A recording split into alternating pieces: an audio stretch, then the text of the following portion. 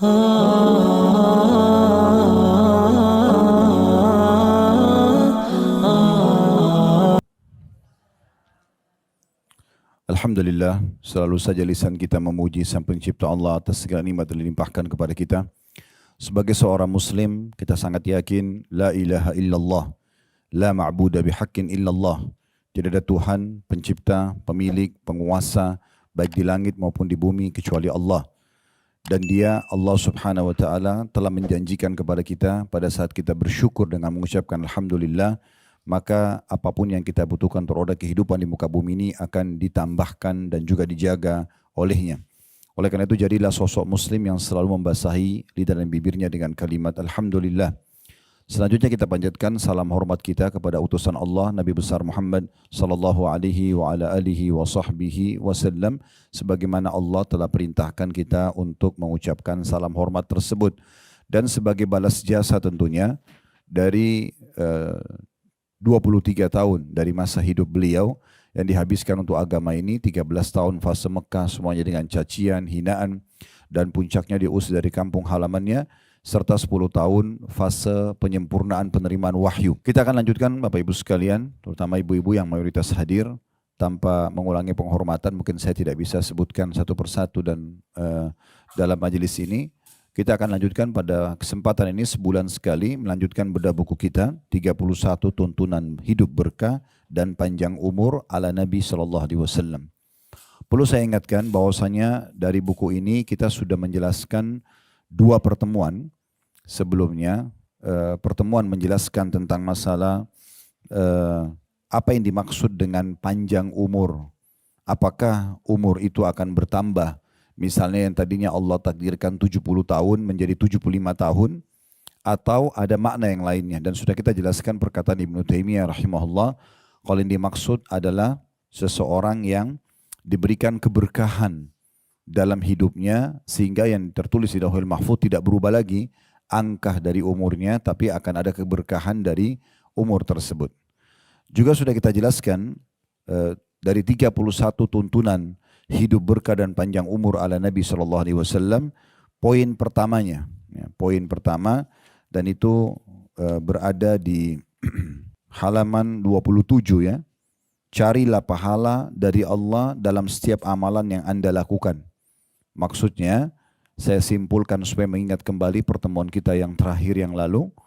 Kalau kita sudah faham ada hal-hal yang Allah wajibkan seperti sholat 5 waktu, puasa Ramadan, zakat bagi yang mampu, haji bagi yang mampu. Ada juga yang sunnah. Yang sunnah ini mendampingi yang wajib. Seperti kalau untuk haji, umrah, kalau sholat wajib, sholat sunnah, kalau puasa Ramadan, puasa sunnah. Kemudian ditambah dengan zikir, baca Quran, silaturahim keluarga, dan seterusnya. Maka semua itu adalah sunnah. Namun ada yang kita titik beratkan pada pertemuan yang lalu, Bapak Ibu sekalian, semoga tidak dilupa. Ada hal-hal yang sifatnya mubah. Mubah ini maksudnya kita kerjakan tidak berpahala, dan juga kalau kita tinggalkan tidak berdosa. Contoh misalnya mandi, makan, minum, tidur. Ya. Ini semuanya rekreasi misalnya ke tempat yang tidak diharamkan. Ini hukumnya mubah. Artinya kita kerjakan ya, atau tidak, maka itu bebas saja. Kita boleh makan kapan saja, kita boleh minum kapan saja, yang penting konsepnya halal. Kita juga boleh istirahat di waktu-waktu yang kita butuhkan istirahat. Kita boleh mandi di saat kita merasa gerah misalnya, tanpa harus menentukan waktu tertentu misalnya. Tapi perbuatan mubah ini bisa Bapak Ibu ubah menjadi sumber pahala buat kita.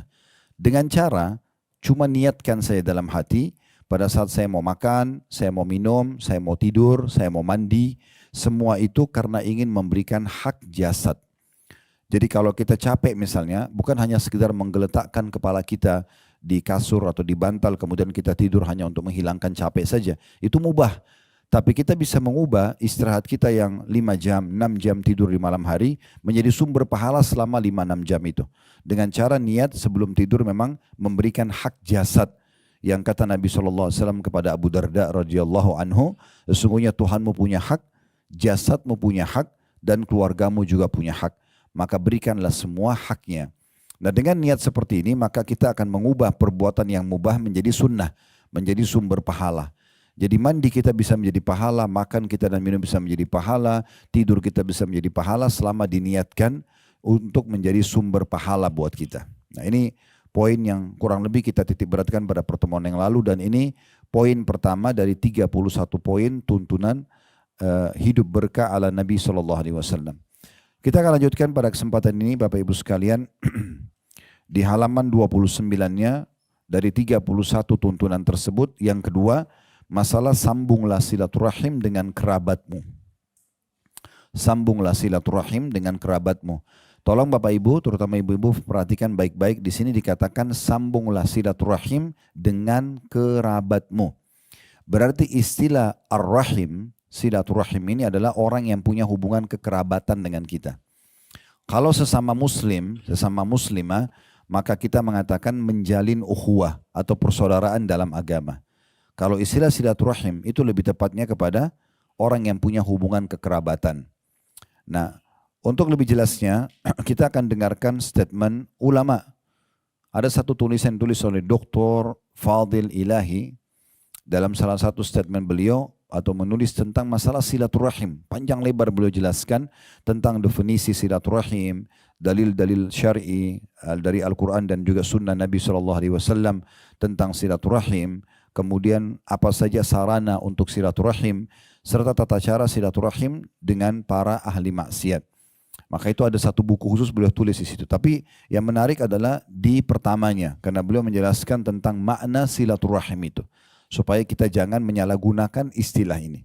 Ya. Bukan teman sama teman ketemu tidak ada hubungan kerabat lalu dia bilang saya silaturahim, karena tidak ada hubungan kekerabatan.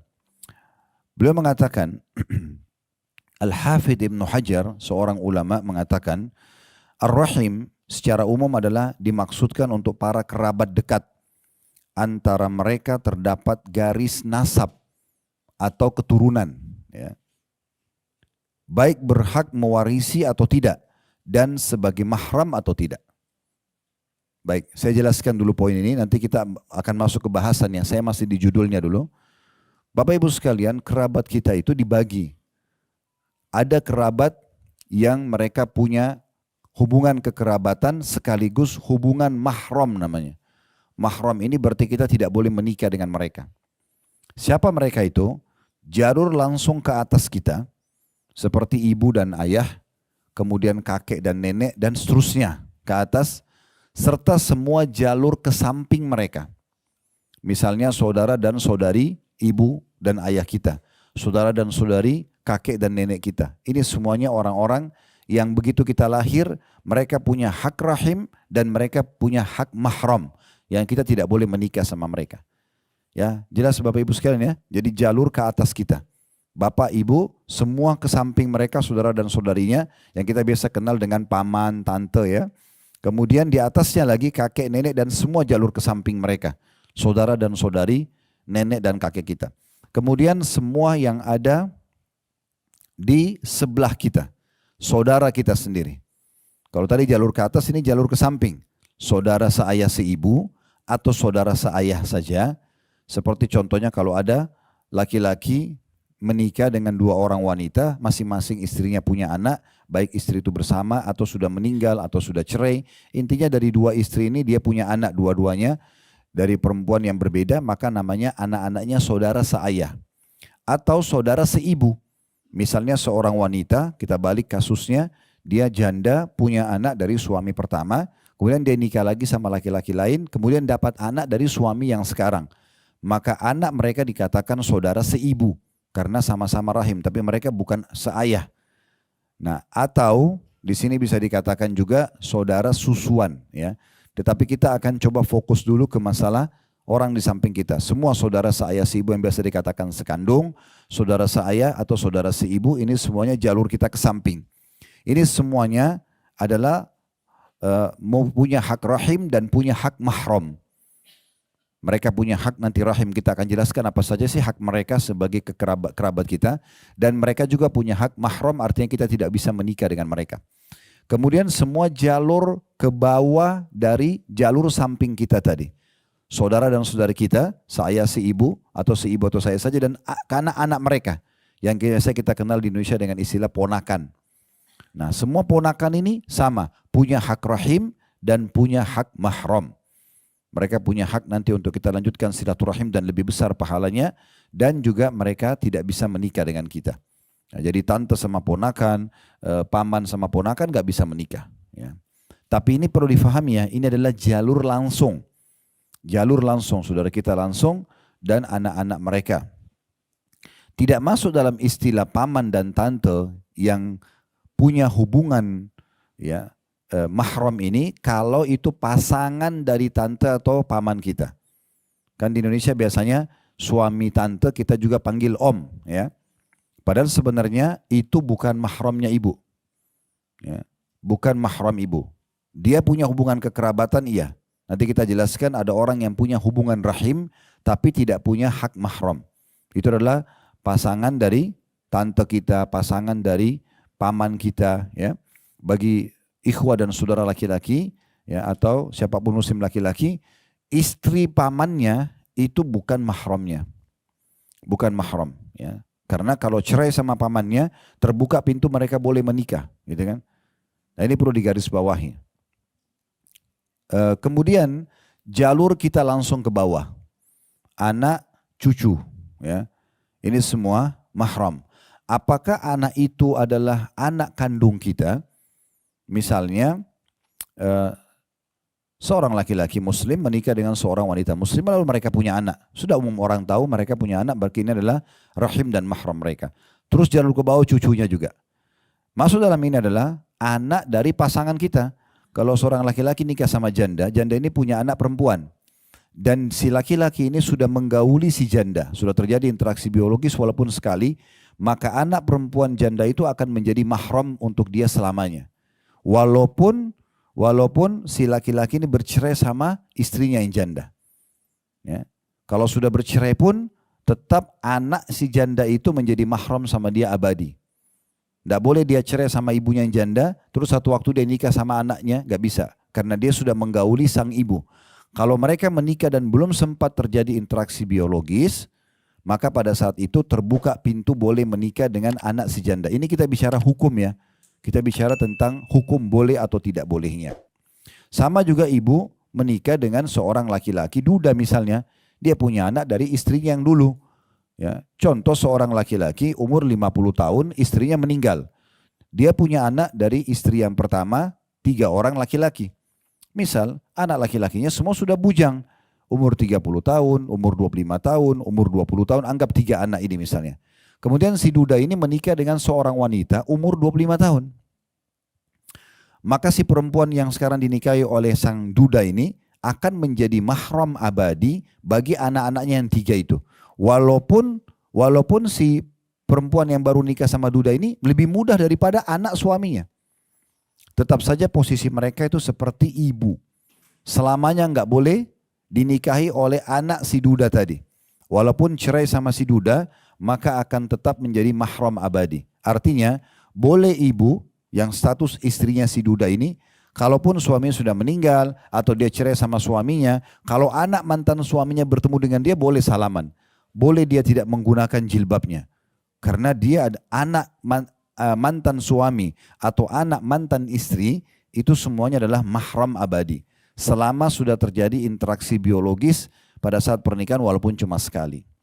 Nah ini jalur-jalur orang yang punya hubungan kekerabatan rahim dengan hubungan mahram namanya. Ya.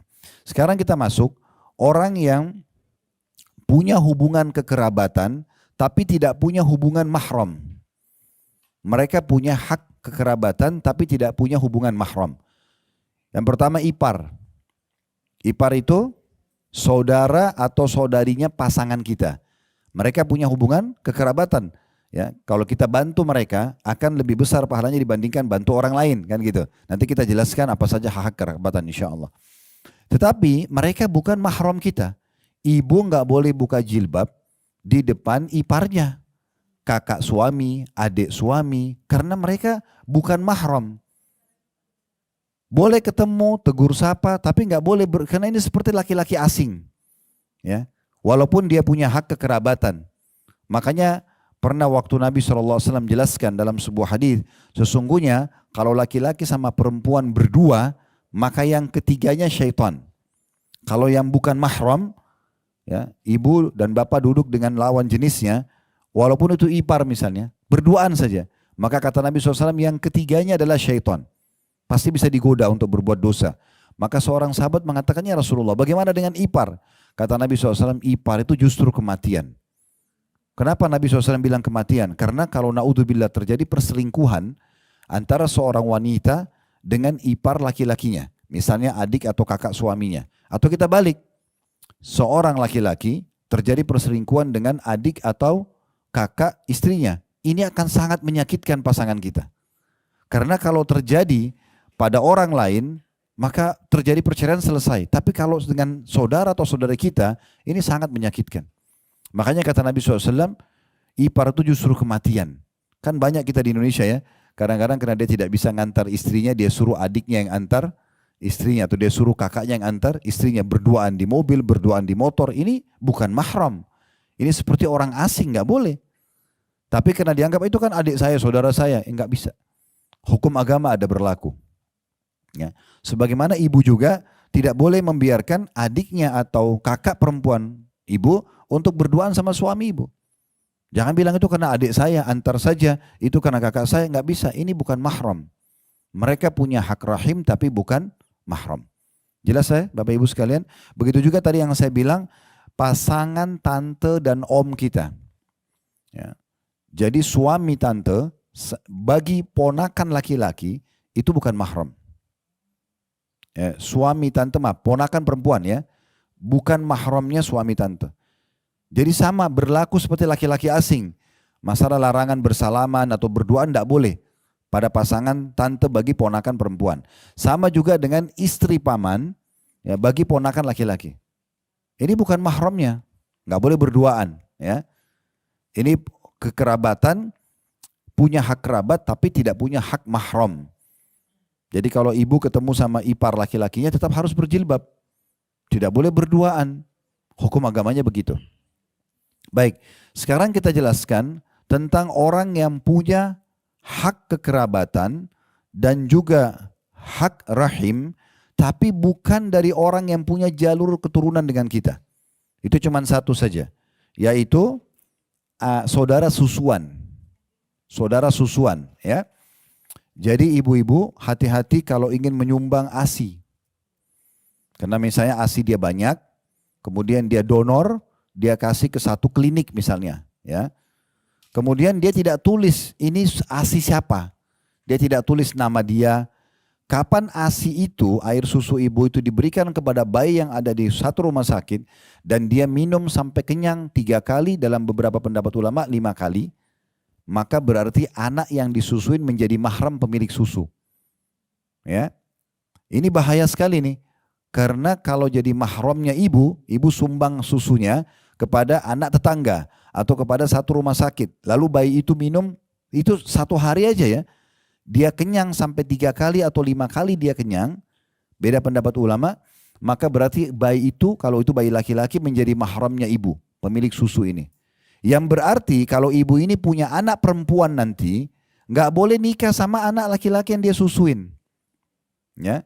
Maka ini harus hati-hati. Di masa Nabi Muhammad SAW pernah terjadi, ada laki-laki dan perempuan menikah. Ini beda ya, beda keluarga, beda orang tua. Tapi di masa dulu itu orang-orang biasa memberikan anak bayinya kepada wanita-wanita Badui. Karena wanita Badui ini di padang pasir fisiknya kuat-kuat, asinya juga sehat gitu ya. Maka mereka berikan bayi mereka untuk disusuin. Ya, seperti contoh Nabi Muhammad SAW kan bukan disusui oleh ibunya Aminah, tapi disusui oleh Halimah Sa'diyah. Ya kan? Halimah Sa'diyah bukan kerabatnya Aminah.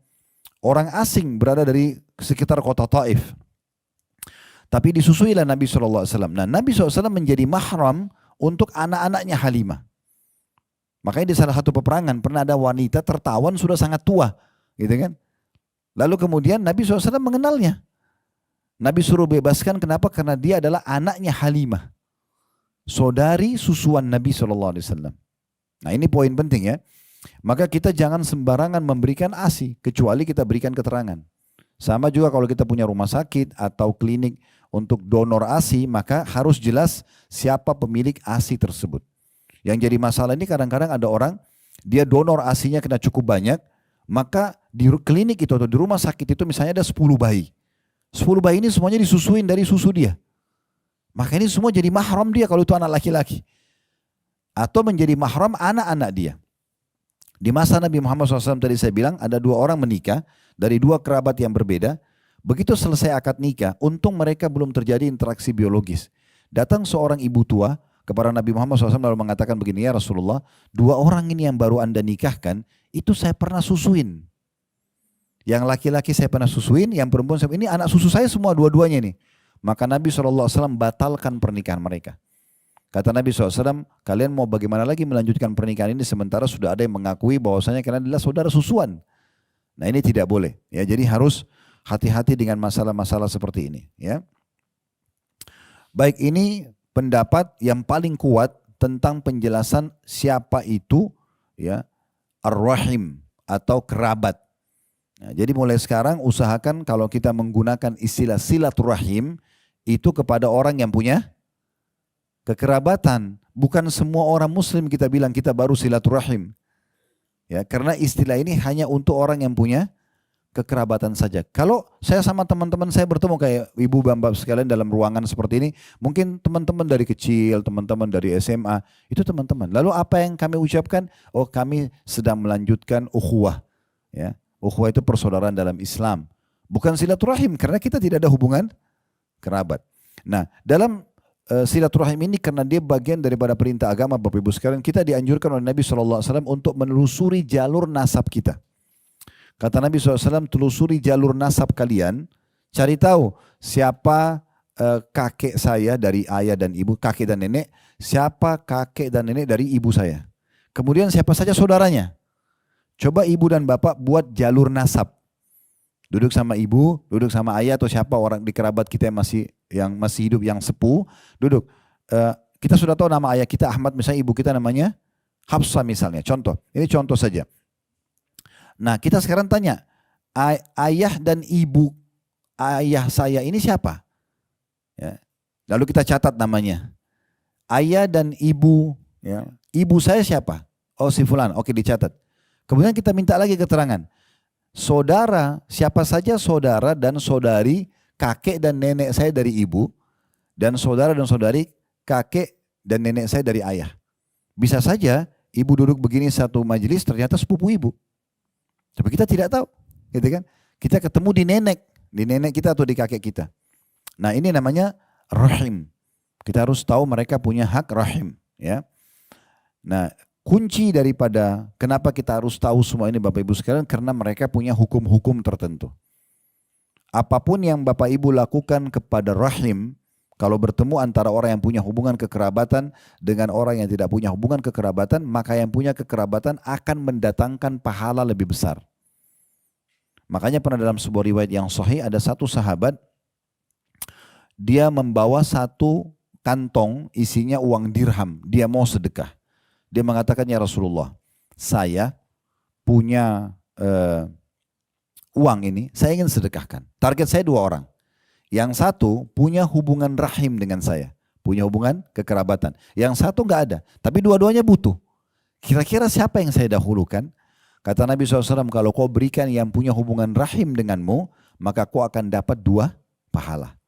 Pahala sedekahnya dan pahala silaturrahimnya. Nah, jadi kalau ketemu antara kerabat kita dengan orang umum, kita dahulukan kerabat kita. Gitu kan? Tetapi jangan juga Bapak Ibu sekalian, apa yang kami jelaskan ini Bapak Ibu tunggangin, misalnya mengatakan, kan Ustadz bilang yang punya hubungan rahim lebih baik, lebih besar pahalanya. Udah kalau pas ada orang yang bukan rahim minta-minta, udahlah saya tunggu rahim saya saja. Itu nggak benar juga. Karena bisa saja rahim kita lagi tidak butuh bantuan. Siapa yang sedang butuh itu kita bantu. Tapi kalau bertemu di waktu yang sama, si A punya hubungan kekerabatan, si B tidak punya hubungan, lalu kita bantu si A, itu lebih besar pahalanya. Ini poin penting. Nah juga ada tadi yang luput dari saya, ada juga orang yang Bapak Ibu sekalian punya hubungan kekerabatan dan punya hubungan mahram, tapi mahramnya sementara. Kalau tadi kan ada mahram tapi abadi ya, jalur kita ke atas dan semua ke samping kakek nenek, orang tua kita juga ayah dan ibu dan semua ke sampingnya, semua ke samping kita saudara dan saudari, semua jalur ke bawah saudara dan saudari kita atau ponakan, semua jalur ke bawah kita anak cucu dan seterusnya. Tapi ada orang ini mahram abadi ya, selamanya mereka tidak bisa kita menikah dengan mereka. Tapi ada orang yang punya hubungan mahram dan rahim, tapi ini hanya sementara. Selama masih ada jalinan pernikahan, itulah suami istri. Itulah suami istri. Jadi kalau masih status istri atau masih status suami, maka mereka punya hak rahim dan punya hak mahram. Kapan mereka bercerai dan sudah lewat masa iddah 3 kali masa suci si wanita ini, maka terputus rahimnya, terputus mahramnya. Ya, jadi kalau sudah lewat 3 bulan dari masa suci, ibu nggak bisa lagi ketemu sama mantan suaminya berdua-duaan. Nggak bisa bilang, oh itu kan mantan suami saya, nggak bisa. Karena sudah menjadi laki-laki umum. Kecuali ibu berkumpul sama dia di masa iddah. Dari dia ucapkan kalimat cerai sampai 3 kali masa suci ke depan. Nah ini namanya masa iddah. Masa iddah adalah masa penantian untuk memperbaiki keadaan atau mengecek rahim apakah ada bibit manusia atau sperma yang tertumpah atau tidak. Nah, itu 3 kali masa suci. Nah di masa suci ini kalau bapak ibu ingin kembali, rujuk istilahnya ya dalam agama kita, maka tidak butuh akad nikah. Karena di masa iddah ya. Jadi kalau misalnya bertengkar nih ribut, udah kita cerai, suaminya mengucapkan saya ceraikan kamu. Misal contoh, dalam kondisi dia tenang dia ucapkan. Maka dari ucapan itu 3 bulan ke depan, 3 kali masa suci ke depan, ini namanya masa iddah. Kalau misalnya mereka 1 bulan kemudian, mereka saling introspeksi diri, mereka muhasabah, terus kemudian mereka ingin kembali lagi. Udah tinggal kumpul, saling memaafkan, selesai. Karena mereka masih dianggap suami istri sampai masa iddah selesai. Bahkan wanita yang diceraikan oleh suaminya, kalau suami meninggal di masa iddah, wanita itu masih berhak mendapatkan warisan. Sampai selesai masa iddahnya. Nah ini juga poin yang perlu digarisbawahi ya. Tapi kalau sudah lewat masa iddah 3 kali masa suci, maka menjadi laki-laki atau perempuan asing. Kalau mereka mau kembali lagi harus akad nikah baru. Ya, seperti orang menikah baru. Nah ini poin berhubungan dengan masalah makna rahim. Nah ini cukup panjang saya jelaskan supaya jelas ya apa yang akan kita bahas. Baik, kita kembali sekarang ke penjelasan yang disampaikan oleh penulis ini. Setelah beliau mengatakan poin nomor 2 dari 31 ya, tuntunan hidup ala berkah atau tuntunan hidup berkah ala Nabi SAW. Yang kedua adalah sambunglah silaturahim dengan kerabatmu. Jadi ada makna itu ya dengan kerabatmu, garis bawah ini. Sudah kita jelaskan ya, tidak semua orang punya hubungan kekerabatan sama kita. Di antara amalan-amalan kata beliau yang memanjangkan umur dan menambah kebajikan, maksudnya tambahan balasan pahala di sisi Allah, ialah silaturahim atau dalam kurung menyambung kerabat.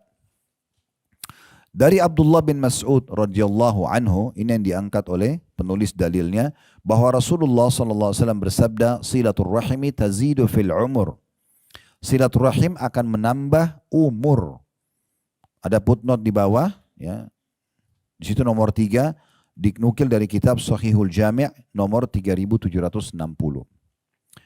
Hadits ini memberikan gambaran kepada kita bahwasanya orang yang suka silaturahim, menyambung hubungan kekerabatan, maka dia akan dipanjangkan umurnya. Ini sudah saya titik beratkan pada pertemuan kita yang perdana tentang apa sih yang dimaksud dengan panjang umur, apakah berubah di takdir Lauhil Mahfud. Kalau seseorang sudah dicatat umurnya 70 tahun misalnya akan bertambah jadi 75, maka pendapat yang paling kuat bukan seperti itu. Jadi kalau ada si A sama si B, Bapak Ibu sekalian, si A suka silaturahim, umurnya 70 tahun. Si B umurnya 70 tahun tapi tidak suka silaturahim. Kita akan temukan si A akan lebih banyak berkah hidupnya. Maksudnya banyak masjid yang sudah dia bangun, banyak pesantren dia bantu, banyak amal-amal soleh yang dia kerjakan yang si B tidak punya kesempatan untuk mengerjakan. Itu namanya keberkahan. Ya, ini yang dimaksud. Jadi panjang umur ini adalah panjang dari sisi keberkahannya. Itu yang dimaksud ya. Baik, di dalam hadis yang kedua yang diangkat oleh penulis, Nabi SAW bersabda, man sarrahu an yubsata lahu fi rizqi wa an yunsa lahu fi athari falyasir rahimah. Barang siapa yang ingin diluaskan rezekinya dan dipanjangkan umurnya, maka hendaklah ia menyambung kerabatnya. Menyambung kerabatnya. Ya, hadis ini riwayat Bukhari, ada footnote nomor 4. Tadi ada yang luput dari saya Bapak Ibu sekalian. Termasuk sedekah yang paling afdal adalah kalau tadi saya katakan kita berikan kepada rahim dan mahram kita. Ya. Kemudian datang setelahnya rahim tapi bukan mahram. Ya. Jadi yang punya hubungan dua ini, hak kekerabatan dan hak mahram, itu paling afdal. Tadi jalur ke atas, samping, kiri, kanan semuanya, ya, kakek, ayah, kakek, nenek, dan jalur ke samping mereka, saudara dan saudari kita kiri kanan, ponakan kita dan jalur kita ke bawah. Ya. Kemudian ada juga orang yang selanjutnya punya hubungan rahim tapi bukan mahram. Tadi ingat ipar, ya, pasangan paman dan tante, mereka punya hubungan kerabatan tapi mereka bukan mahram. Ini yang datang setelahnya.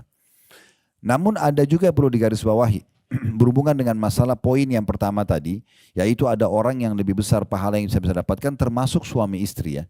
Walaupun suami istri statusnya adalah rahim dan mahram sementara, selama akad nikah masih berlanjut.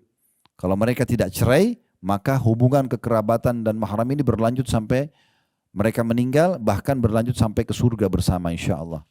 Tapi kalau mereka berpisah, lewat masa iddah tadi 3 kali masa suci, maka stop rahimnya, stop juga, ya, mahramnya. Tapi ini tidak berlaku pada anak-anak Bapak Ibu sekalian, ya. Karena saya lihat ada orang karena egois dia ribut sama pasangannya, bercerailah. Lalu hak asuh anak jatuh pada salah satu. Misal laki-laki dan perempuan bercerai, lalu si perempuan diberikan hak asuh. Kemudian karena dia jengkel sama mantan suaminya, dia larang anak-anaknya ketemu sama ayahnya. Ini nggak boleh. Di sini ibu bisa dapat dosa besar. Karena memutus silaturahim antara sang anak dengan ayahnya. Seburuk apapun ayahnya. Tidak boleh kita suruh memutusnya. Ya. Kalau kita merasa ada efek-efek negatif, misalnya ayahnya naudzubillah pemabuk kah, penjahat kah, kita takut berefek pada anak-anak, ini beda. Ini ada bab bahasan para ulama. Tapi tetap harus dijelaskan kepada anak-anak, itu ayah kamu. Dan masalah ibu pribadi jangan dibawa-bawa ke anak-anak. Jangan diceritakan pada anak-anak itu ayahmu dulu begini loh, buruk ini dan segala macam. Karena bagi anak, ayahnya adalah seorang pahlawan. Seburuk apapun sang ayah, bagi dia adalah itu pahlawan. Tidak boleh kita rusak. Ya, ini penting. Begitu juga sebaliknya, kalau sang laki-laki yang mendapatkan hak asuh anak, dia nggak boleh melarang sang anak untuk ketemu sama ibunya, yang merupakan mantan istri dia. Dan tidak boleh dia menukil kepada ke anak-anaknya tentang keburukan mantan istrinya. Ibumu dulu tuh begini dan begitu, buruk. Enggak perlu. Karena anak-anak enggak tahu itu. Dan tidak perlu mereka tahu. Biarkan mereka tetap memuliakan ibu mereka, ya, secara alami. Dan nanti urusan Allah Subhanahu Wa Taala yang mengatur bagaimana kalau Allah ingin membuka keburukan kepada sang anak tadi. Tapi bukan kita. Hati-hati, kadang-kadang kita mendapatkan dosa yang tidak kita perlukan. Ya, ini tadi karena ego pribadinya. Banyak orang yang begitu mengeluh dengan kami di pengajian, ya. Jadi ibunya larang. Sampai ada seorang anak muda pernah datang pada kami di majelis taklim bilang, Ustaz, apa yang harus saya lakukan? Dia umurnya mungkin 18-19 tahun.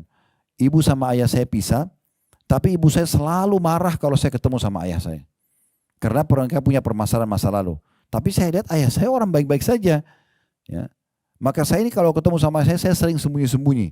Apakah kalau saya ketemu sama ayah saya durhaka sama ibu saya? Saya katakan tidak. Enggak, bukan, kalau ketemu sama ayah pun walaupun ibu tahu, walaupun ibu marah, itu tidak masuk dalam bab durhaka karena ibu sedang salah di sini. Karena ketaatan pada makhluk, kata Nabi SAW, la ta'ata li makhlukin fi ma'siyati khaliq. Tidak boleh ada ketaatan pada makhluk yang berbuat maksiat pada sang pencipta. Allah larang kita putus silaturahim. Kalau orang tua kita suruh putus silaturahim, enggak boleh kita dengar. Enggak boleh patuhi di situ karena dia sedang melanggar, gitu kan? Apalagi memutus hubungan dengan sang ayah atau memutus hubungan dengan sang ibu, ini hati-hati. Baik, dalam masalah suami istri ini pun, kalau mereka masih berlanjut Bapak Ibu sekalian, maka apapun yang dikeluarkan dalam bentuk pemberian atau sedekah, ini juga termasuk yang paling besar pahalanya. Makanya pernah ada kisah, sahabat Nabi namanya Abdullah bin Mas'ud radhiyallahu anhu, beliau orang miskin. Kebetulan jodohnya menikah dengan seorang wanita kaya bernama Zainab. Zainab ini orang kaya raya di kota Madinah pada saat itu. Satu kali Zainab ini ingin mengeluarkan uangnya sebagai bentuk sedekah. Lalu dia mengatakan pada suaminya, tolong tanyakan ke Rasulullah SAW, saya punya uang, saya mau sedekahin. Kalau boleh, saya kasih kepada anda saja. Sang istri mau kasih ke suaminya. Saya kasih kepada anda. Kalau tidak boleh, misalnya tidak boleh memberikan ke suami misalnya, saya kasih ke orang lain. Maka Abdullah bin Mas'ud, karena dia tahu, sang istri tahu suaminya orang miskin. Maka Abdullah bin Mas'ud karena seorang suami dia punya harga diri, dia mengatakan jangan saya yang nanya, lebih baik kamu yang nanya. Karena ini kasus kamu gitu ya. Maka Zainab pun menuju ke rumah Nabi SAW dalam hadis yang sahih. Dan ternyata di depan rumah Nabi ada satu wanita Ansar atau penduduk Madinah juga bernama Zainab, kebetulan kasusnya sama. Wanita ini kaya, suaminya miskin dan dia ingin memberi ke suaminya. Maka keduanya menanyakan kepada Nabi SAW, tentu riwayatnya panjang tapi saya ringkaskan. Apakah ini mendapatkan pahala, apakah ini boleh atau tidak? Maka Nabi SAW menyuruh Bilal waktu itu yang ada di rumah Nabi, sampaikan kepada dua Zainab ini, bahwasanya kalau mereka memberikan ke suami mereka, mereka akan dapatkan dua pahala, pahala kekerabatan dan pahala sedekahnya. Nah, berarti boleh memberikan kepada pasangan. Ya. Dan perlu juga saya titik beratkan dalam masalah ini, Bapak Ibu sekalian, ibu-ibu, kalau misalnya jangan selalu bersembunyi di belakang kalimat kewajiban. Ya, misalnya suaminya kasih kebutuhan nafkah, karena itu kewajiban dia. Lalu kita tidak hormatin karena sudah memberikan nafkah kepada kita, ini tidak, jangan ya. Karena ada beberapa kasus ibu-ibu mengatakan, ya suaminya bilang kan sudah saya kasih begini dan begitu. Itu kan kewajiban kamu. Baik, kewajiban dia ada konsekuensi haknya, gitu kan? Jangan sampai nanti kita tuntut kewajiban dia tapi kita lupa memberikan haknya. Ini berbahaya juga. Begitu juga sama dengan laki-laki kepada istrinya. Jadi harus hati-hati sekali. Baik, jadi hadits ini menjelaskan kepada kita barang siapa yang ingin diluaskan rezekinya dan dipanjangkan umurnya, maksudnya keberkahan umur tadi saya katakan, maka hendaklah dia menyambung kerabatnya. Yang ketiga yang diangkat oleh penulis adalah An Abi Hurairah radhiyallahu anhu, ya, bahwasanya beliau mengatakan silaturrahim allati man wasalaha wasalahu wa man qata'aha qata'ahu Allah. Abu Hurairah mengatakan radhiyallahu anhu, silaturrahim yang barang siapa yang menyambungnya maka Allah akan menyambung hubungan dengannya, dan barang siapa yang memutusnya maka Allah akan memutus hubungan dengannya. Jadi kalau Bapak Ibu sibuk selalu mencari siapa kerabatnya, terutama orang-orang terdekat ya, silaturahim yang paling harus dijaga nomor satu dengan kedua orang tua kita. Ya, ini penting sekali. Selama orang tua kita masih hidup, maka maksimalkan khidmah, melayani mereka, penuhi kebutuhan mereka. Walaupun mereka punya kekurangan, misalnya maaf, lisannya tajam, suka nyakiti kita sebagai anak, sabar aja. Itu kunci surga. Ya. Makanya Allah SWT mengatakan dalam surah Isra, wala taqul lahuma uffin. Jangan kalian ucapkan kepada kedua orang tua kalian, ibu ini, ayah ini, misalnya ya. Wala tanharhuma, dan jangan hardik keduanya. Wa qul lahuma qaulan karima, dan ucapkanlah kalimat mulia kepada keduanya. Wakhfid lahuma janaha dhulli minar rahmah, dan merendahlah kalian kepada keduanya dengan penuh kasih sayang. Wa qur rabbirhamhuma kama rabbayani shaghira, dan ucapkan berdoalah kepada Allah, ya Allah, kasihanilah mereka berdua sebagaimana mereka mengasihiku di waktu kecil. Ya. Di sini ulama mengatakan walaupun seorang anak itu dibuang oleh ibunya sama ayahnya, tetap tidak terputus kewajiban bakti dia kepada kedua orang tuanya. Ya. Nah, kemudian perlu digarisbawahi juga tambahnya Bapak Ibu sekalian, kalau ibu kita sudah meninggal, pengganti ibu yang paling besar punya hak adalah saudarinya ibu. Ya, di Indonesia biasanya kita sama ratakan istilah tante ya atau bibi. Ya. Saudari ibu kita bilang bibi, begitu ya. Saudari ayah kita bilang bibi juga kan gitu. Tante ya. Ini perlu digarisbawahi, ini ada perbedaan tingkatan mereka ya. Sebagaimana juga saudara ibu kita panggil paman. Saudara ayah kita panggil paman. Nah, dalam bahasa Arab dibedakan Bapak Ibu sekalian. Karena memang ada konsekuensi hukum. Coba pelan-pelan konsentrasi ya. Saudari ibu, bahasa Arabnya khalatun atau khalah. Biasanya orang Arab bilang khalati. Khalati ini maksudnya adalah tanteku, tapi orang langsung tahu, oh ini tante dari saudari ibunya. Nah gitu. Kalau tante kita dari saudari ayah, bahasa Arabnya ammatun. Dipanggil biasa ammati. Ya, tanteku. Jadi kalau orang bilang ammati berarti itu jelas saudari dari ayahnya. Tante dari ayahnya. Kalau khalati berarti saudara dari ibunya. Nah ini, dari dua tante ini, dari ayah dan ibu kita, yang paling tinggi derajatnya setelah kedua orang tua kita adalah tante dari ibu. Ya. Jadi kalau ketemu antara tante dari ibu dan tante dari ayah, kita dahulukan tante dari ibu. Bahasa Arabnya khalati. Ya, jadi mulai sekarang pulang, kalau kita pulang kita biasa terapkan ke anak-anak kita. Kalau ibu-ibu yang sudah sepuh saya punya cucu, terapin. Biasakan mereka memanggil saudari ibunya khalati. Misalnya dia punya 5 tante dari ibunya. Ada Aisyah, ada Hafsah, ada siapa lagi lah, Maryam dan seterusnya, semua dipanggil khalati. Khalati Hafsah, khalati Aisyah, khalati, begitu ya. Kalau saudari dari ayah, ammati. Biasakan begitu ya. Dipanggil, misalnya ada dari saudari ayah kita perempuan, tante kita Khadijah misalnya namanya, kita panggil ammati Khadijah. Nah di sini kita bisa bedain nanti, karena secara tingkatan nanti bakti setelah orang tua kita, kalau tante lebih tinggi saudari ibu. Nah sekarang kita pindah ya, konsentrasi juga ya, saudara ayah dan saudara ibu, dua-duanya kita panggil paman kan. Saya ulangi, saudara ayah dan saudara ibu. Dua-duanya kita panggil paman. Bahasa Arabnya beda. Kalau saudara ibu, bahasa Arabnya khal. Tadi kan khalah kalau perempuan. Nah ini taknya dihapus saja. Khal. Kalau orang bilang pamanku dari ibu, khali. Misalnya ibu kita punya adik namanya Ahmad. Kita panggil Khali Ahmad. Nah, kalau saudara ayah, paman dari ayah, kita panggil am atau ammi. Ya. Jadi misalnya adik ayah kita namanya Yusuf, kita panggil Ammi Yusuf. Nah di sini beda antara Ammi Yusuf sama khal tadi Ahmad, ya beda. Secara tingkatan paman ini lebih tinggi saudara ayah. Ya. Makanya penting kita biasakan panggil saudara ayah ammi, ammi, ammi panggil. Ya, seperti itu. Nah ini perlu digarisbawahi karena ada hubungan tingkatan-tingkatan level orang-orang yang kita silaturahim dengan mereka. Ya. Sama juga saudara kita. Saudara kita, saudara seayah seibu, saudara seibu dan saudara seayah ini satu level. Saya ulangi ya, saudara seibu seayah dengan saudara seibu atau saudara seayah satu level. Ya. Biasanya orang menyebutkan saudara tiri. Kalau misalnya ibunya nih janda tadi punya anak dari suami pertama, cerai atau meninggal suaminya, dia nikah sama suami yang kedua. Kemudian dapat anak lagi. Biasa anaknya ini walaupun satu ibu dipanggil saudara tiri. Ada yang membahasakan itu ya. Saya biasa lihat ini saudara tiri. Kenapa? Karena beda ayah. Padahal sebenarnya ini saudara seibu. Ini levelnya sama dengan saudara seayah seibu.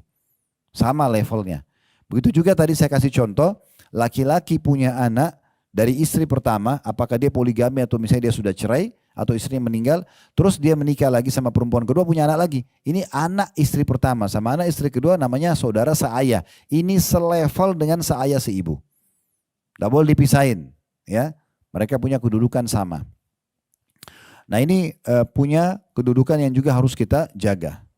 Nah tinggal sekarang kalau saudara dan saudari kita yang mana kita dahulukan. Misalnya kita punya kakak laki-laki dan kita punya adik perempuan. Dua-duanya minta bantuan. Kita hanya bisa bantu salah satunya. Mana yang lebih besar pahalanya? Saudari. Ya, saudari kita. Kenapa? Karena memang perempuan lebih didahulukan dalam bantuan daripada laki-laki. Karena laki-laki memang punya tugas untuk mencari nafkah, perempuan tidak. Bahkan kalau ada seorang wanita meninggal semua kerabatnya tinggal kakak dia saja atau adik dia laki-laki, ini punya kewajiban memberikan nafkah saudarinya. Dan tidak berlaku pada sebaliknya. Kalau saudari ini misalnya punya kemampuan, dia punya saudara tidak mampu. Dia boleh membantu tapi bukan kewajiban bagi dia. Karena laki-laki harusnya bekerja mencari nafkah. Nah ini level-levelnya ya. Level-level yang harus kita ketahui. Baik, selanjutnya dari hadis ini juga di halaman 30 tadi, Abu Hurairah menjelaskan kepada kita siapa yang melanjut hubungan kekerabatan, maka Allah akan lanjut hubungan dengannya. Siapa yang putus, Allah juga putus dengannya. Nah dari poin ini saya izinkan saya menjelaskan tentang bagaimana atau tata cara apa saja yang kita gunakan untuk silaturahim. Nah yang biasa orang fahami, silaturahim itu adalah mendatangi rumah kan? Oke, itu satu, betul. Tapi apakah ada cara lain? Ada, ada. Apa saja yang ibu dan bapak lakukan yang bisa memberikan manfaat kepada kerabat kita, walaupun tidak ketemu, namanya silaturahim. Kayak kita misalnya kirimkan makanan ke rumahnya, kita bantu sekolah anaknya, kita berbagi pakaian, kita undang dia datang ke rumah kita datang ke rumahnya, semua ini masuk dalam silaturahim, ya. Jadi apapun, walaupun kita tidak ketemu, misalnya bapak ibu punya keluarga di Amerika, kita nggak bisa ketemu, jaraknya jauh, tapi kita sering telepon-teleponan, wa-waan, itu silaturahim namanya, sama, ya. Makin bagus bapak ibu kemas silaturahim itu, maka makin besar pahalanya. Perlu digarisbawahi, ibadah itu bisa dikemas. Yang penting ibadah itu punya perintah. Contoh misalnya, ini supaya jelas dan ini pernah saya jelaskan pada pertemuan lalu, saya ingatkan lagi. Kalau ada dua orang bapak ibu sekalian, dua-duanya ini akan mengerjakan sholat malam. Si A sama si B misalnya. Ini supaya mudah difahami. Si A ini, dia niat mau sholat malam, dan pada saat dia bangun, ya sudah, dia bangun saja dengan baju dia apa adanya, ya misalnya ibu-ibu misalnya pakai mukena yang mungkin sudah seminggu belum dicuci misalnya, ya udah dipakai aja sama dia. Contoh, ini contoh saja. Atau mukena yang sudah tua sekali, bagi dia ya sudah tidak ada orang lihat juga, saya sholat aja begitu. Misal contoh, dia baca surah yang kebetulan terlintas di benaknya, ya Al-Ikhlas, ya Al-Kafirun, ya sudahlah. Misal contoh, ini si A, si B enggak. Dia mengemas, dia sudah siapkan mukena yang sudah dicuci, atau kalau perlu mukena baru, dia memang pada saat bangun, misal contoh dia kemas dengan, supaya saya lebih segar sholat, saya mau mandi, misal. Dia mandi niatnya supaya segar sholat malam, ini kan kemasannya nih. Mungkin sejadah dibubuhi, parfum, wangi-wangian ya. Mungkin dia juga sudah siapkan surah yang dia mau baca. Ya, karena dalam sholat sunnah kita bisa pegang mushaf ya. Atau kalau sekarang ada aplikasi Al-Quran di handphone, sambil sholat sunnah bisa sambil pegang. Ya, supaya jangan sholat malamnya inna ataina wal asri terus. Kan gitu. Jadi boleh kita mulai dari Al-Baqarah. Ya. Misalnya bapak ibu sholat malam nih, nanti malam. Sudah saya mulai dari Al-Baqarah aja deh. Misalnya 1 rakaat 1 ayat, misal contoh. Ya udah 10 ayat 1 malam. Besok lanjut lagi ayat 11 sampai ayat 20 kan gitu. Begitu seterusnya sampai mengkhatam ya. Itu boleh saja. Di sholat-sholat sunnah terutama itu tidak ada masalah. Makanya sebagian masjid kita lihat kalau Ramadan mereka taruh Quran besar di depan imam. Pernah lihat? Ya. Supaya imamnya kalau lagi sholat dia bisa lihat. Ya, supaya dia mengkhatam Al-Quran. Siapa tahu dia lupa ya. Nah, itu termasuk dibolehkan. Nah, kalau si B mengemas seperti ini, dia kemas bajunya khusus untuk sholat malam, dia mandi dulu, dia pilih surahnya, ini lebih besar pahalanya. Nah ini sama kita tarik ke silaturahim. Beda sekali pahalanya antara si A yang kebetulan mau ketemu ibu sama ayahnya, dia beli saja buah di pinggir jalan, di pasar kaki 5, dengan orang yang masuk ke toko buah terbaik, dia kemas dengan rapi, kemudian dikasih ke orang tuanya. Ini kan ada kemasannya nih, ini ada ekstra pahala. Coba renungi Bapak Ibu sekalian. Coba renungi contoh ini. Kalau seandainya Bapak Ibu di saat ini diundang oleh presiden misalnya. Presiden titip pesan, tolong bawain saya buah. Kira-kira Bapak Ibu beli di mana? Hah? Ya enggak usah disebut nama mereknya. Tapi gini, maksudnya di supermarket kah atau di pasar kaki 5? Kenapa? Karena yang pesan presiden. Presiden punya hubungan kerabat gak? Misal tidak ada hubungan kerabat ya. Baik. Jadi kita kemas. Kalau ibu masuk dan bapak ke supermarket itu untuk beli buah, kira-kira kita akan pilih yang terbaik atau enggak? Misalnya ada anggur 1 kilo 200 ribu, ada 100 ribu. Yang mana kita ambil? Pasti yang terbaik ya. Nggak cukup situ. Kita akan beli keranjang, kita akan kemas ya gitu ya. Karena yang pesan adalah presiden. Harusnya orang tua kita lebih kita muliakan dari presiden. Kenapa kalau orang tua kita pesan beli pakai kresek, bahkan bau ikan pun gak masalah. Karena dia tidak tahu dalam kemasan itu ada pahala. Ya. Jadi makin bagus kita kasih maka makin baik. Ibu dan bapak mau kasih makanan tetangga. Beda pahalanya dengan kemasan aja. Kita sengaja taruh di piring yang bersih, kita sengaja tata, kita pilih yang terbaik lalu kita kasih orang. Beda dengan orang yang sembarangan saja memberikan, itu beda. Beda pahalanya orang yang sengaja menyisipkan di dompetnya uang 100.000 yang baru, masih gres, masih bagus, dikasih ke orang miskin dengan orang yang kebetulan korek kantongnya keluar uang, mau kusut, mau kotor, yang penting dikasih, beda, kemasan ini ada. Nah kemasan dalam ibadah ini ada nilai pahala sendiri di sisi Allah SWT. Jadi harus kita meraih pahala lebih ekstra ya dengan masalah ini. Begitu juga dengan orang tua ya. Dan dalam memberikan sedekah Bapak Ibu sekalian tidak harus sedekah itu kepada orang miskin. Contoh kita punya orang tua orang mampu.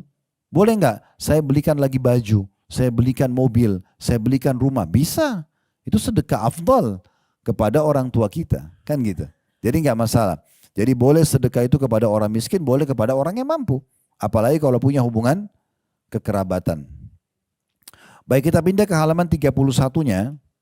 Penulis kemudian mengatakan, saudaraku, hati-hatilah dari memutuskan kerabat.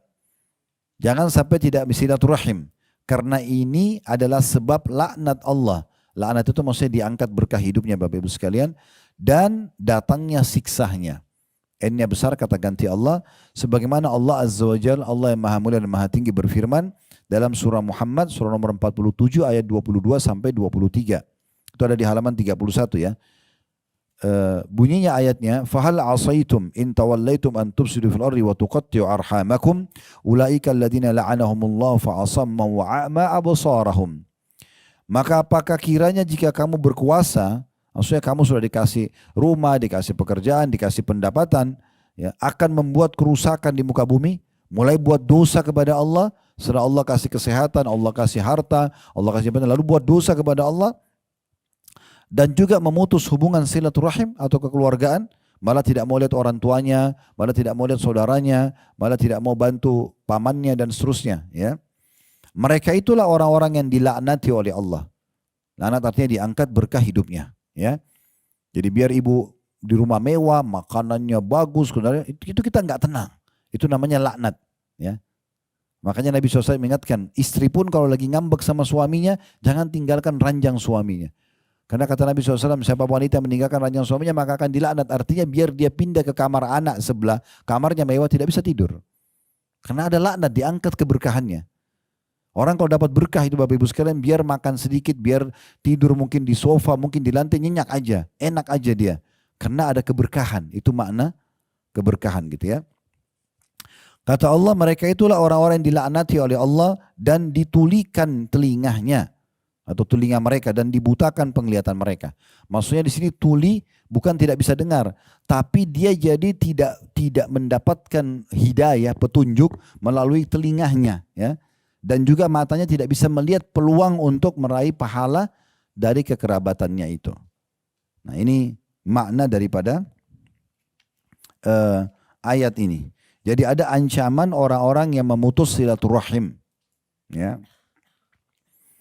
Hati-hati juga ya, banyak kita sebagai posisi anak, kadang-kadang kalau orang tuanya telepon, ya buru-buru. Sudah ibu ya saya sibuk, sudah ayah saya sibuk. Tapi kalau teman gosipnya yang telepon, wah biar 1 jam nggak apa-apa, bahkan ditunggu teleponnya. Ini hati-hati nih. Ini bisa masuk dalam memutus silaturahim. Orang tua lagi telepon dibiarkan tidak dijawab.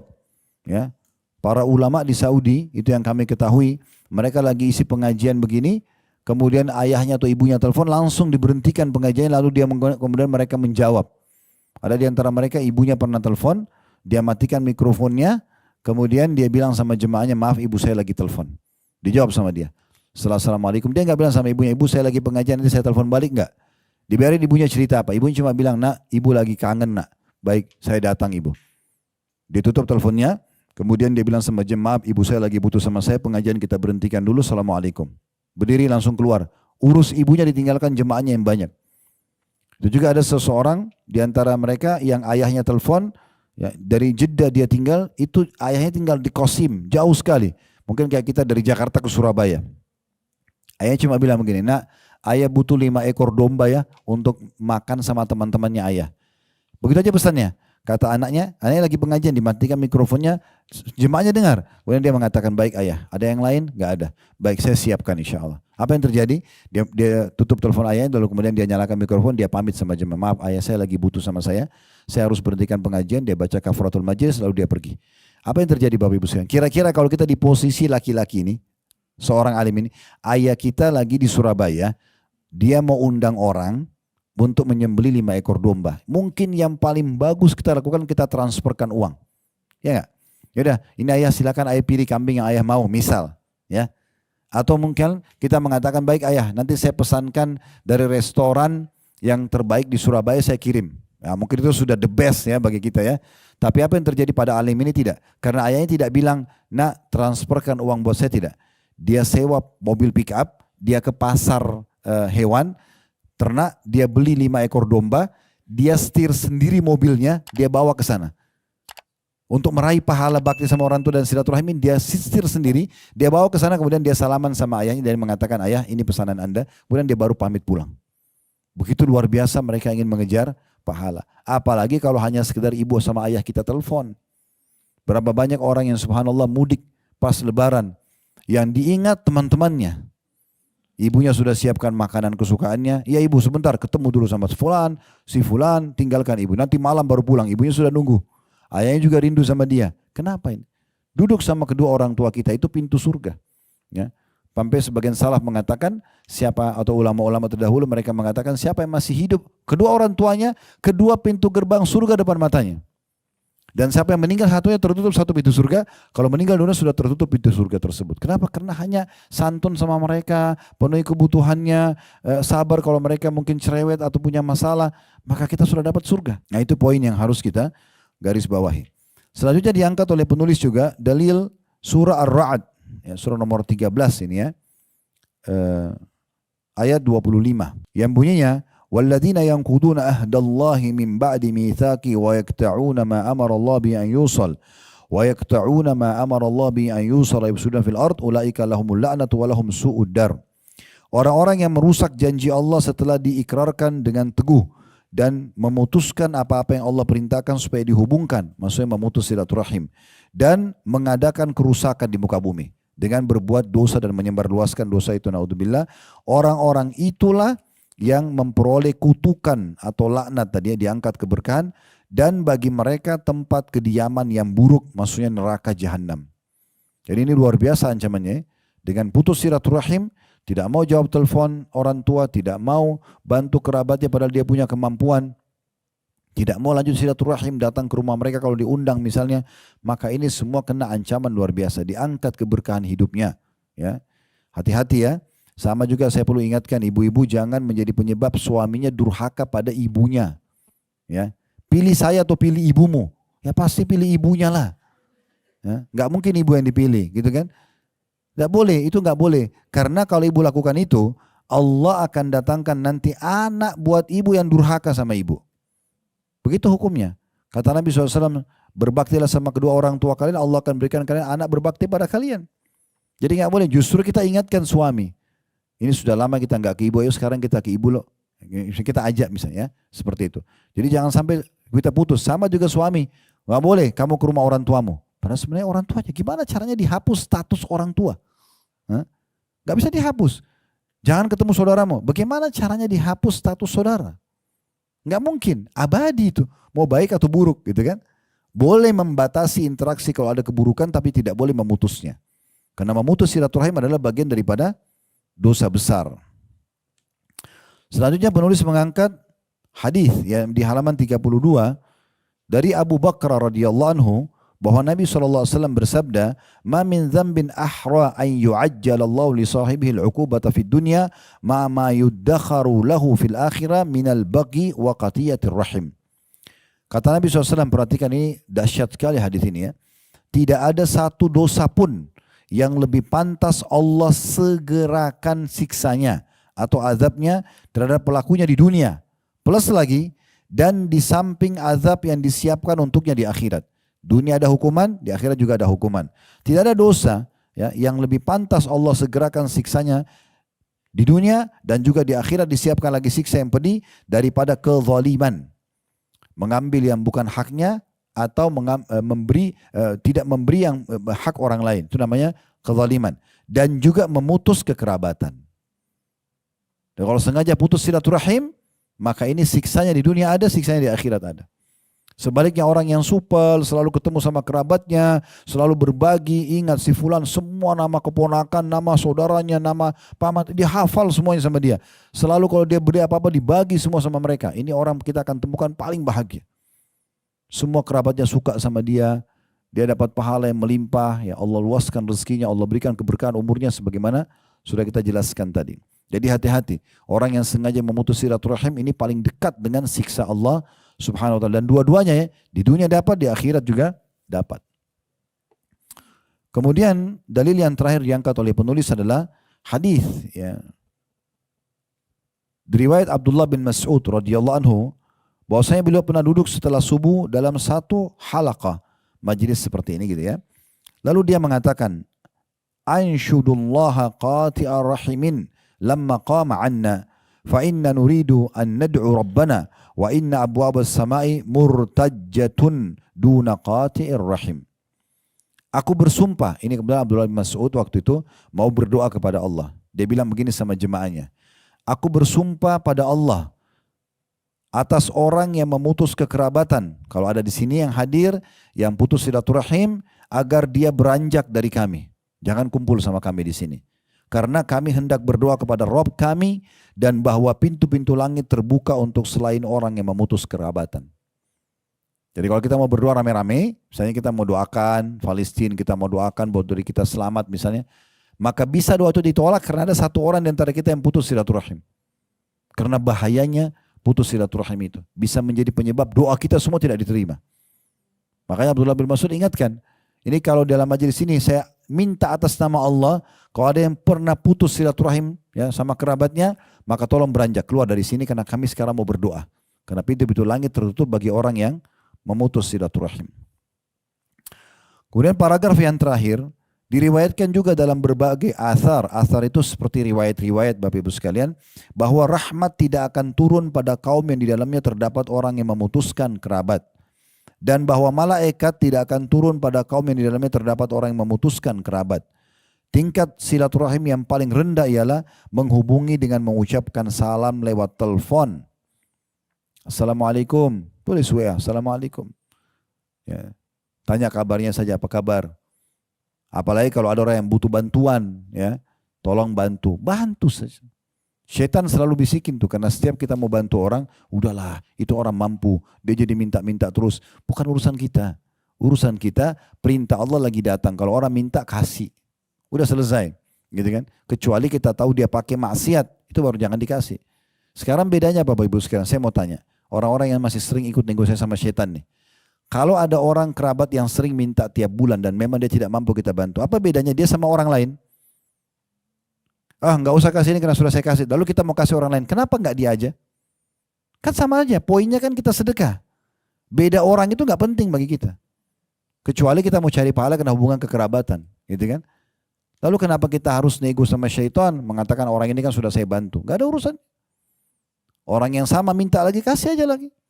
Nabi SAW begitu. Dalam satu majelis beliau, pernah beliau dapat hasil panen kurma keranjang-keranjang yang cukup banyak. Datang sebagian orang yang minta bantuan. Nabi SAW kasih. Dan Nabi kasih ini gak nanggung-nanggung.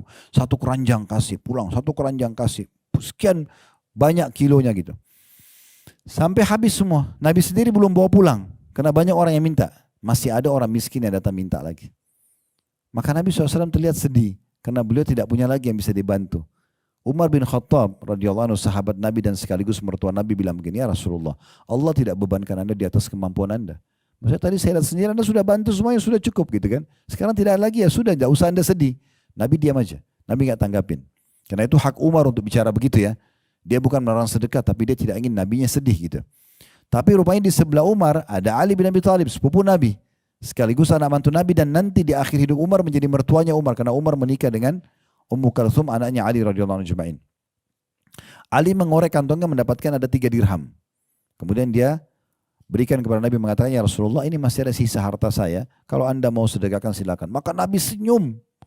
Nabi gembira sekali karena masih dapat sesuatu yang bisa disedekahin.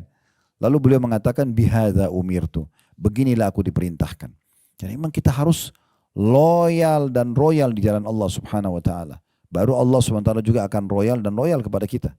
Makanya Nabi SAW pernah ingatkan Bilal, waktu Nabi ke rumah beliau, Bilal hidangkan kurma yang bagus sekali. Kata Nabi SAW, apa ini Bilal? Kata Bilal, ya Rasulullah saya simpan buat anda datang. Sebenarnya Bilal tidak tahu kapan Nabi datang. Tapi Bilal khususkan nanti kalau Nabi datang mau kasih kurma terbaik nih. Maka Nabi SAW mengatakan, wahai Bilal sedekahkan. Maksudnya jangan tunggu saya datang. Selama kau punya kesempatan kasih. Dan jangan pernah takut miskin dari pemilik singgasana yang agung. Maksudnya Allah Subhanahu wa taala. Begitu juga kata Nabi SAW kepada Asma binti Abi Bakar radhiyallahu anhuma, la tuki fayukillahu alaiki. Jangan kau perhitungan-perhitungan di jalan Allah, Allah juga akan perhitungan dengan kamu. Keluarkan, kasih. Walaupun berulang pada orang yang sama selama kita punya kemampuan. Karena bagi kita adalah perintah Allah dan tidak penting siapa yang menerimanya. Kecuali kita ingin ekstra pahala karena punya hubungan kekerabatan. Nah itu maknanya. Jadi tingkatan silaturahim kata beliau yang paling rendah adalah minimal mengucapkan salam. Apalagi kalau pada hal-hal yang lebih besar. Sebagaimana sabda Nabi SAW, bullu arhamakum walau bis salam. Hubungilah kaum kerabat kalian walaupun hanya dengan mengucapkan salam saja. Ya, dan ucapin salam ini lengkap ya. Assalamualaikum warahmatullahi wabarakatuh. Jangan ASS, WR apa ya. Ya. Ringkas semuanya gitu. Tulis saja Assalamualaikum. Dan sekarang sudah ada stiker-stiker salam ya. Tinggal dimasukkan di favorit kita di galeri, kemudian kita tinggal share ya. Salam. Karena kata Nabi SAW, siapa yang mengucapkan Assalamualaikum dapat 10 pahala. Yang bilang warahmatullah ditambah dapat 10 lagi, jadi 20. Kalau dia tambah wabarakatuh, maka dapat 30 pahala. Assalamualaikum 10, warahmatullah 10, dan wabarakatuh 10. Sekaligus saya tutup dengan ini Bapak Ibu sekalian, usahakan salam ini selalu dihidupkan. Baik tulisan, ya, baik ucapan, semua kita mulai dengan salam. Karena ini keberkahan yang luar biasa. Perhatikan maknanya, Assalamualaikum artinya semoga keselamatan dunia akhirat selalu bersamamu. Warahmatullah dan semoga rahmat Allah. Rahmat artinya karunia, rezeki selalu ya datang kepadamu, wabarakatuh dan semoga berkah, maksudnya tercukupi kebutuhanmu. Bayangkan Bapak Ibu sekalian kita kalau bicara misalnya pasangan suami istri dalam sehari 2-3 kali. Semuanya dengan Assalamualaikum. Kita doakan suami atau doakan istri, semoga kau selamat dunia akhirat, semoga selalu rahmat Allah datang padamu, semoga juga ya kau penuh dengan keberkahan. Lalu dijawab oleh pasangannya, waalaikumsalam, semoga juga dunia akhirat untukmu, bahagiaan ya. Semoga juga rahmat Allah datang kepadamu dan semoga juga berkah. Ini kan luar biasa. Kalau 5-6 kali kita ketemu sehari atau ngobrol, misal via telepon, via WA, berapa banyak pahala yang didapatkan. Ibu masuk ke kamar anak, ucapin salam. Bahkan dalam surah Nur disebutkan masuk rumah aja walaupun tidak ada orang kita dianjurkan salam. Kata Allah minimal untuk diri kalian sendiri. Jadi biasakan itu. Kadang-kadang saya lihat ada orang telepon-teleponan langsung to the point, tidak ada salamnya sama sekali. Ya, harusnya dihidupkan ini. Ya, kata Nabi SAW, la tadkhulul jannata hatta tu'minu, kalian tidak akan masuk surga kecuali kalian beriman, wala tu'minu hatta tahabbu, dan kalian tidak akan beriman kecuali kalian saling mencintai. Lalu kata Nabi SAW, awala adullukum ala syai'in ma in fa'altum tahabbtum, mau enggak saya tunjukkan satu perbuatan kalau kalian kerjakan kalian pasti akan saling mencintai. Maka beliau mengatakan afsyus salam bainakum, sebarkan salam di antara kalian. Ini akan mendatangkan cinta satu sama yang lain. Apakah suami istri, apakah kerabat dengan kerabat atau muslim secara umum satu sama yang lain. Tentu di sini tanda positif ya. Cinta kepada muslim, cinta karena Allah Subhanahu wa taala. Nah, ini kurang lebih gambaran tentang bahasan kita Bapak Ibu sekalian. Mudah-mudahan apa yang kita bahas hari ini bermanfaat buat kita insyaallah. Setelah kurang lebih 1,5 jam materi kita.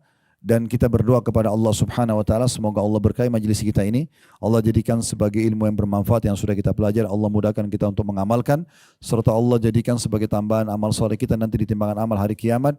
Dan semoga Allah Subhanahu wa taala menerima seluruh amal soleh yang pernah kita kerjakan, yang sedang kita kerjakan, yang akan kita kerjakan dengan pahala yang sempurna, dan semoga Allah memaafkan seluruh kesalahan kita, menutupi aib-aib kita, dan Allah juga lindungi kita dari segala mara bahaya. Dan selalu kita doakan negara kita menjadi negara yang aman, tentram, damai, seluruh umat Islam di bawah naungan ukhuwah Islamiyah dalam hal ibadah mereka kembali kepada Al-Quran dan Sunnah dan juga mengamalkan isi-isi keduanya, serta juga semoga Allah memberikan petunjuk para pemimpin kita untuk menjalankan amanah dan tugas dengan baik. Allah menjadikan petunjuk, memberikan petunjuk kepada kita para masyarakat untuk gotong royong, saling dukung mendukung sehingga negara kita menjadi maju, utang kita terlunasi dan kita menjadi contoh bagi negara-negara yang lain. Dan selalu kita doakan saudara kita di Palestina, terutama di Gaza dan dimanapun mereka sedang tertindas. Semoga Allah ikhlaskan niat mereka, terima para syuhada mereka, muliakan Islam di tangan mereka dan tangan kita semua, dan semoga Allah ikut sertakan kita bersama mereka di pahala, baik dengan doa, dengan harta juga dengan jiwa kita.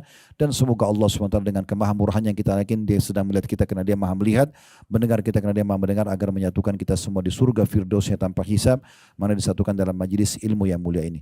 Kalau ada benar dari Allah, pada saat saya mohon dimaafkan. Wa sallallahu ala nabiyyina Muhammadin wa alihi wa sahbihi wa sallam. Subhanakallahumma bihamdika asyhadu an la ilaha illa anta astaghfiruka wa atubu ilaik.